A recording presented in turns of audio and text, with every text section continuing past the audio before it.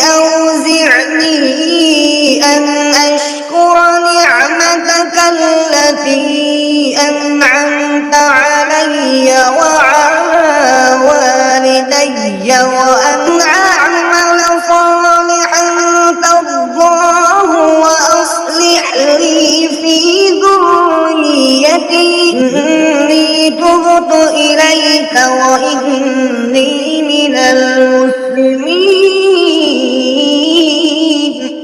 ए मेरे रब, मुझे तौफीक दे कि मैं तेरे इस नेमत का शुक्र करूं जो तूने मुझ पर और मेरे माँ बाप पर इनाम की है, और ये कि मैं वो नेक अमल करूं जिसे तू पसंद करता है, और मेरे लिए मेरे औलाद में इस्लाह फरमा दे।